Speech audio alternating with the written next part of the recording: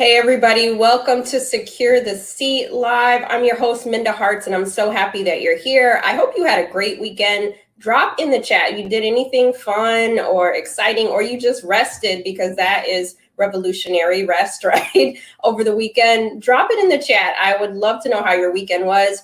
For me, I actually just relaxed for the most part. I'd say 90% of my weekend was spent relaxing because I was just super tired. Even though last week I was in Hawaii, I still did not rest the way I was supposed to. So this weekend I said, you know what? I'm just going to put the work on pause and just get my life together and binge on all the shows that I've been wanting to watch, like Queen of the South, Handmaid's Tale, Pose, all of these things. And so it was just very, very nice. Went out to dinner, went out to brunch, those things. It felt quasi-normal, right? But it was just nice to be out and have a little sunshine. Again, happy that you're here. If it's your first time joining us for Secure the Seat, you're in for a treat. You're part of the family. You're already part of the squad. You already got the badge, so you already know the vibes. If you're with us every Monday at noon, thank you for joining us. You could be anywhere on the internet right now, and you're here with us. So make sure that you ping somebody. Make sure that you share today's episode, because we're all about securing our seat, but not just for ourselves, but for other people. So excited to have today's guest, Julia Rock. She is the CEO of Rock Career Development, and she just wants to help us succeed, right? Once we get these seats, so that you know what the right thing to do. But I know many of you have reached out to me, and you always have like resume questions, and I play around in the career development space, but I am not a guru of resumes. I don't know about a lot of those things. I'm like, you know what? Who do I need to have? I need to have Julia. We need to talk about this, because we want you to be able to sell your resume, not just tell your resume. And she hosts a whole lot of different services at her company, and we'll talk about those. So without further ado, I'm going to bring Julia to the stage. Hey, Julia, how are you? I'm doing well, Linda. How are you doing? So good to see you. Thank you for being on Secure the Seat. Thank you so much for having me. I'm like so excited to be here. I've been following your work, really excited for those who may not know your work. Can you tell everybody a little bit more about you? Sure. So I am the CEO of Rock Career Development. I'm a career and leadership development coach, and I really specialize in helping Black and Brown professionals to secure opportunities that will allow them to reach their full potential, as well as lucrative salaries. It's not just about the job, it's about making sure that you get paid. And so we make sure that whether it's from a writing perspective or a coaching perspective, that you're prepared to secure the opportunities that best fit you. So it's a little bit about me.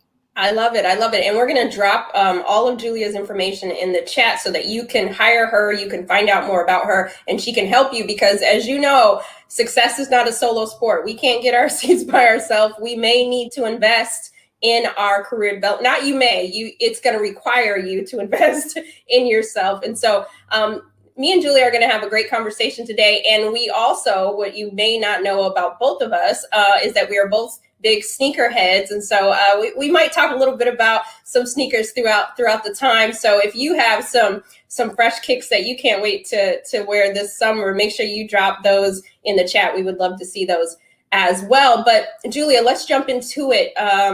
Listen, when I don't want to age myself or date myself, but when I put my resume out in the world many eons ago, you had to have your how many words per minute you type, that was a flex, and all these different things. Talk to us about some of the things that you see that are a little dated on resumes today. Sure. So yeah, back in the day, having your words per minute and having something like Microsoft Word was like, oh man, I know how to use word processing systems. Now in 2021, there are certain things that are considered standard. So companies expect you to be able to use word processing systems. So those are some of the things that would be outdated. So Microsoft Office Suite, you've got to step it up a little bit more if you want to have some technical skills on your resume. One of the biggest things that are outdated right now is objective statements. Back in the day, it was like to obtain a job where I could use my skills. And it's like, no one's using that anymore, simply because it's not telling the employer anything of value. It's more advantageous for you to position your value at the top of your resume versus just putting a vague statement at the top. Also, people are still putting references upon request. In 2021, if they want references, they'll just ask you. You don't have to tell them that they're available. Also, putting your full address. No one's mailing you anything via snail mail anymore. They'll be able to just email you if they need you. Things like your GPA, unless you're a recent graduate, there's no need for you to still have your GPA there, or years that you graduated from school, because now you're just dating yourself, unless you're a recent graduate. So those are some of the immediate things. And then also just the copy paste of job descriptions. Back in the day that would work because you just got to fill up the space. Now it's a highly competitive market. You've got to be able to elevate your resume past just copy and paste. Oh my God, Julia, let me just say, see if my edges are still intact. To obtain and some of those things, I'm like, oh man, we would just like copy and paste stuff. So I'm glad. And listen, this isn't to shame anyone if you still got that objective statement. This is just to help you get into the 21st century, make you more marketable. So thank you, because some of us may not know that that's not how you rock these days, right?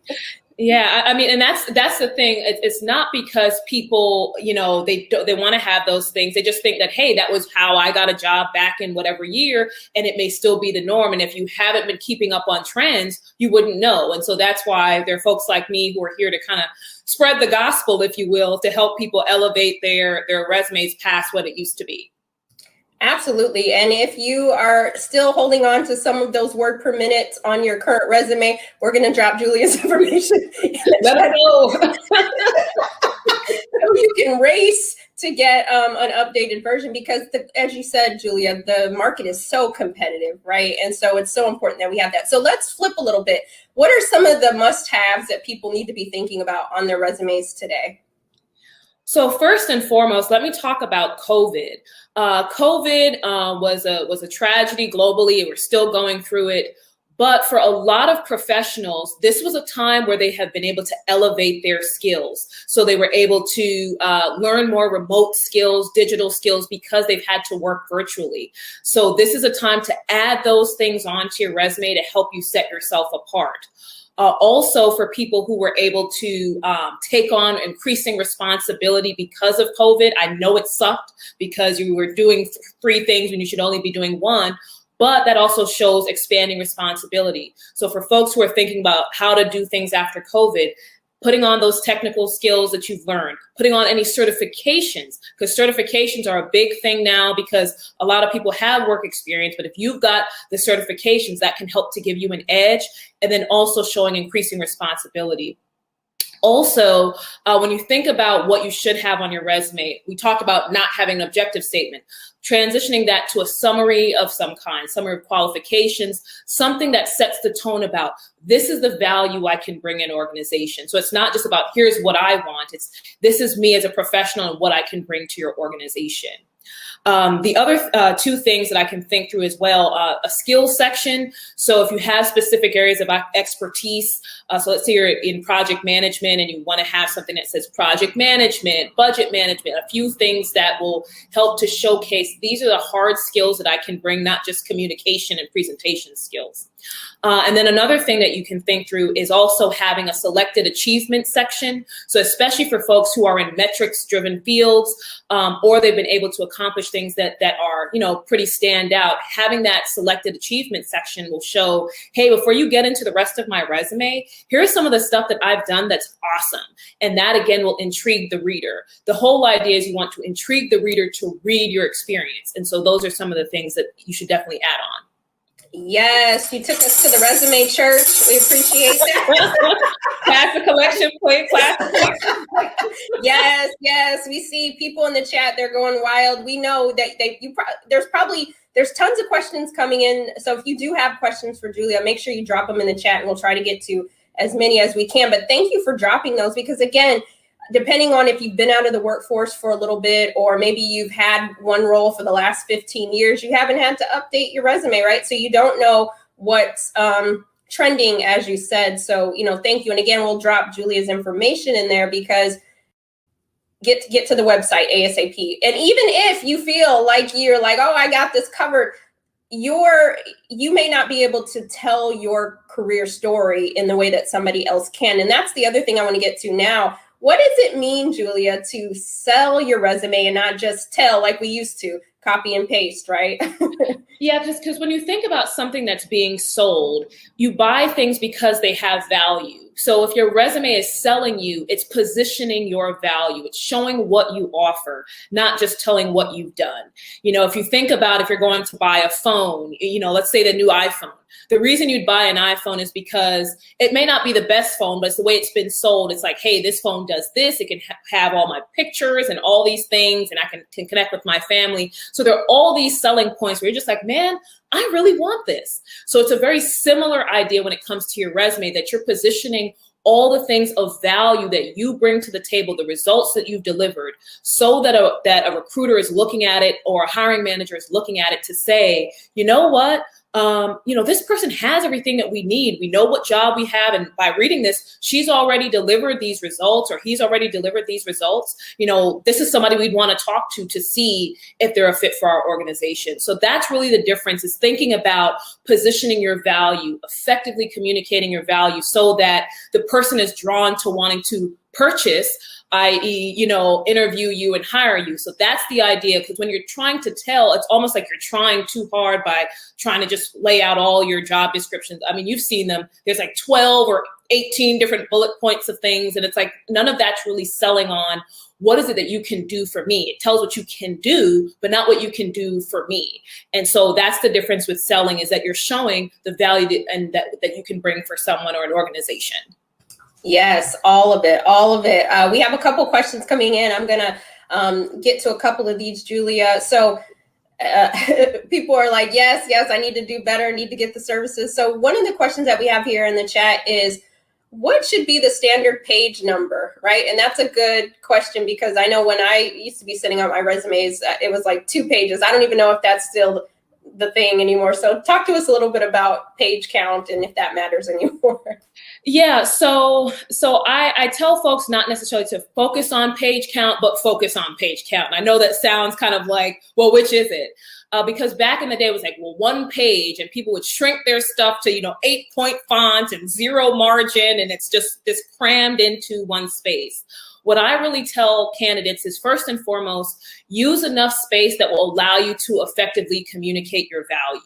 However, you have to keep in mind that someone reading your resume is going to only spend a few seconds on it. So if you have, say, more than 2 pages, the question is, are they going to get to page 3? And if they're going to be overwhelmed with the number of pages, they may just put it to the side and say, too much work, I'll put this to the side. I can say that, and I can admit that. When I've gone to career fairs and someone's got 3 pages, I'm like, listen, I really can't, but thank you so much, because it's like, you've got so many people. So that's the mindset. So typically from my shop, unless it's a federal resume or there's some other considerations, I don't have resumes leave my shop that are over 2 pages, because you have to ask yourself, are you using 20 words when 5 will do, right? And so it's that kind of stress test that you need to go through. And that's why when you, instead of copying and pasting the job description, focusing on achievements, not just tasks, will allow you to condense your resume so that you have more relevant content, but not necessarily long-winded 2, 3, 4, 5 pages of content. Yes, we are getting all the gems from Julia. Thank you so much for that. Another question we have in the chat is, what if you're a multi-hyphenate? What if you have, I'm paraphrasing, but if you have a day job and you kind of have your side business and you want to highlight some of those achievements, how would you suggest setting that up? So I think when it comes to side businesses, the question is, what's the relevance? So just because you have accomplishments in your side business, the question is it relevant to what you're applying to? Because if it isn't, there may not be a need to have that, where you could use that space to highlight expertise that's actually aligned with that job. However, if your side hustle is also aligned with where you're going, then it's about highlighting the fact of, hey, I've been able to do this job, your day job, and you have that, but then also showing outside of work, here are the things that I'm doing, continuing to hone my craft and showing the achievements in the side job. And so it's important to show, what is it that I'm bringing to the table that's different from, say, what I'm doing on a day-to-day basis? Or how am I reinforcing the skills that I'm learning on a day-to-day basis? So it's first to do that stress test of, yes, this is cool, but does this apply? But also then if I'm looking at adding my side business, what's the relevance of it? And what's the depth of achievement or expertise that I'm going to bring to the resume as well? Hopefully that answers the question. Yeah, that's a great answer. And I think for us to remember the relevance of, if it's one position that you're, going for and you highlighting your podcasting stuff, but none of what they're asking you to do is, they might think that's cool, right? But it may not be the thing that gets you the job. So thank you for that, Julia. I want to hop back into my last question before we jump into our bonus questions. And that is for those, I know that some people have a hard time. They've said, I've spent money on certifications, I've spent it on the college degree, why should I have to do anything else? And I'm a firm believer that you keep investing in yourself. So for those in the audience who have never worked with a career coach or worked with someone to help them streamline their resume, what should they expect and what should they expect working with a career coach? And why should they consider investing in themselves in this way? Sure. So when it comes to working with a career coach, especially on your resume, what they can expect is connecting with someone who can objectively look at their experience and think about ways to elevate it. The problem when you're doing your own resume is that you're so close to it that you're like, well, this is important and this is important. And there's someone else who can tell you, who's an expert, who's saying, as much as you're committed to this, it may not be as relevant, or that the way that you've written it hasn't truly elevated your experience. And you may think that, yeah, I've worked on it really hard, or I DIY'd it myself, I'm proud of my work. But this person can tell you, this is what works, this is what sells, because this person has been doing the work in the trenches. I've been writing resumes for 15 years, so I've seen the changes. So I'll be able to tell you, hey, this sounds good, but here's how we can fix it. Or have you thought of your experience this way? And so when it comes to investing, you can't expect to get to the next level of success by doing what you did to get to where you are today. It just doesn't work that way. You've got to be willing to take that next step to invest in yourself to get to that, whether it's a six-figure salary or C-suite or director level. You can't try to DIY your way all the way there, simply because you may not have the tools in your tool belt, and that's okay. We can't be all things to all people. We can't all be experts in everything. So there's nothing wrong with saying, hey, I'm going to make this investment in myself, because when you're able to get a $50,000 raise because you made that, $100 or even $1,000 investment, I mean, it seems well worth it in that case for sure. Absolutely. Thank you for answering that. I've worked with career coaches. Even still, I work with coaches, and I think it's so important to your point that the more we elevate, that's when you absolutely need a squad of people to help you get to the next level. So workplaces are looking for you, but they can't find you if you don't know how to sell your resume. And so it's really important that you connect. We'll drop Julia's information in the chat again. Julia, real quick, what are some of the services that you provide? Just so people are thinking about what ways can I invest in myself? Maybe I know you have a suite of services, so I'd love for you to kind of talk a little bit about those, if you don't mind. Sure. So from a writing perspective, we offer a full suite of writing services. So your resume, your cover letter, your LinkedIn profile. We also have branched out into website bios because we've had more folks who are creative or entrepreneurs. So we also offer that as well.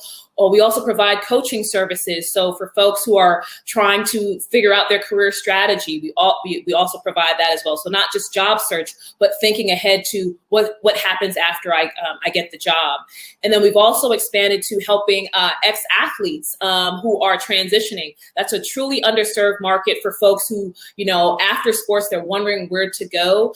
And so we're looking to help athletes write their resumes, get the career coaching they need so that they can find careers and don't feel stuck after leaving the sport. So whether you need writing services or coaching to kind of think about your next step, we have an offering for you. Yes, I love that so much. And again, we're going to drop your information in the chat. And I love, most of you are watching us on LinkedIn today. So listen, if your LinkedIn profile needs a facelift, you know where to go. Okay. So, and if it's not you, then I know you know somebody who you can pass this information along. Again, we're dropping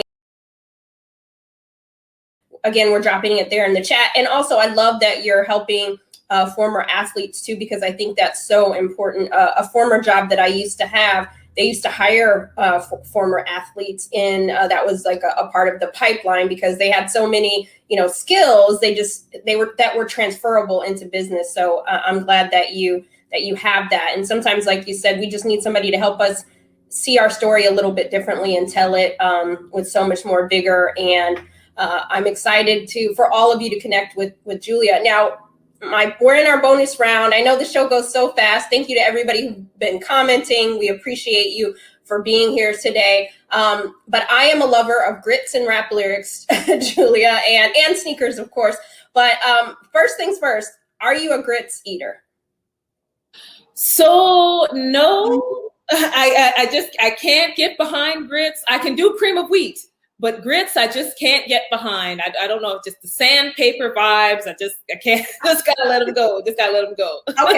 Okay. So I'd rather you say you don't eat them than tell me that you eat them with sugar. So I can get down with that. That's fine, because the only answer is salt. So I'm cool with that. So we're good. You always have a seat at my table since you don't put sugar in your grits. The other question before we jump into the rap lyric is, I have to know about, a while back, I was watching some of your videos when I first started to learn about your work, and I love that you incorporated your sneaker collection, and you talked about that. I'm like, yes, a woman after my own heart. What are some shoes that you're rocking right now? I know if you're anything like me, I bought a bunch of shoes during quarantine, and I can't wait to rock them or just look at them. So I'd love to see what you got.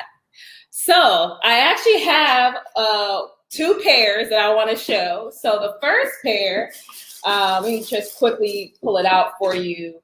I have the Travis Scott 6s. So let me see. I should have been more prepared, so forgive me here. But so this is the Travis Scott 6. So this is one of my favorites. This just recently came out, so I'm excited about this one. So this is Travis Scott Jordan 6. Oh, yeah. And one more, it's the Ama Maniere Jordan 3. So this was a collaboration with a special brand with Jordan brand. So this is the Ama Maniere Jordan 3. So these are my two of my new favorites. So I love them. They're fresh, super fresh. I have to show. So I had to bring a couple of mine to show. One, I don't typically. I'm become more of a color sneaker person. Before, I would like to get them, but I wouldn't really wear them because I'm like, I don't know how I feel about the colors. But this was a one that it's a Air Force One Shadow, which I just love that. I don't know if people can see, like, it's so many various colors on that. And so love that shoe. And I typically only wear, I would say 99.9% of the time, wear Nikes, but this year, New Balance came out with a pink and green shoe that I just could not pass on. Ooh, I like that too. I really do like that. It was just kind of dope, and I thought, you know what, I like that. There's something, and I love green. Something about green on my skin. Not that anybody TMI probably, but I love shoes, and so I love that you had some ready just for people to see. And yes, if you are a sneakerhead, put in the chat some of your favorite. We would love to have that. And then also, sneakers go good with rap lyrics. What is your favorite rap lyric and why, Julia? Man, favorite rap lyric, that's hard. I would say, because Jay-Z's my favorite rapper, and I would rack my brain and try to figure out what my favorite Jay-Z lyric is. One of my, so it's not the favorite, but one that always sticks out in my head from Jay-Z. It was Never Let Me Down by Kanye West, that song that he collabed on. And it says, Hove's a living legend, and I'll tell you why. Everybody want to be Hove, and Hove's still alive. And I think because when you think about how Jay-Z has been able to transcend music over all these decades, rappers have come and gone. And then when I apply that to myself, is like, when you think about where you want to get to, and the fact that you're still alive and people want to be you don't have to be a martyr. You don't have to be, have a star on the street and, for passing away or something. It's like, hey, I'm still here and people want to be me. So that's one of my favorite, but Jay-Z is just one of my favorite rappers, period. Yes, love it. I love that. And I know we have this kind of weird relationship with Kanye these days, but that CD was just epic and classic, and that song is just I was listening to it actually within the last 2 weeks, and it gives you, you're right, we don't have to wait till the afterlife. We can do what we need to do right now, right here, and that Exactly. includes your resume. So go ahead and reach out to Julia and get that resume popping so that people know you're here. Your star you don't have to wait for the star. You can get your awards, get your trophies right now with the right job just for you. Exactly. The last question I want to ask you, Julia, is everybody is a leader, in my opinion. We all have the ability to be one if we want. We don't have to wait for the C-suite position. We don't have to wait for the managerial role. We can activate our leadership right now. What is one tip you would give all of our leaders on how to make the workplace better than they found it? Be willing to listen. Be willing to listen. Too often leaders want to go in and they want to shake the table to be able to say, hey, look, I did something. But take the time to listen to what the actual problems are.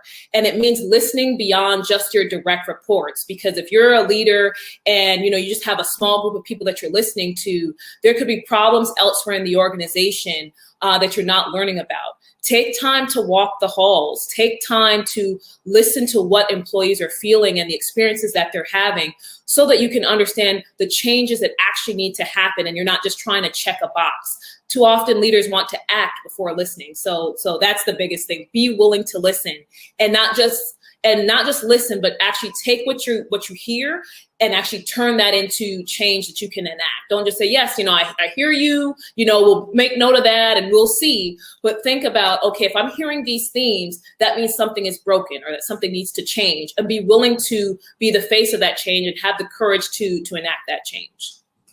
Absolutely. That's a tambourine moment. I think that it's really important for us to listen. And even, this week, there'll be a lot of conversation around I hate to say anniversary of George Floyd, but his death we're coming up on a year this week. And a lot of companies, a lot of organizations did a lot of listening last year, right? They did a lot of listening, but many of us have not actually seen that activated. And so if you're going to listen, as Julia said, it's time to listen and really put it into action. So I hope that you will all share today's episode. I don't know too many places on LinkedIn Live where you're going to get dope career information and then also talk about dope sneakers.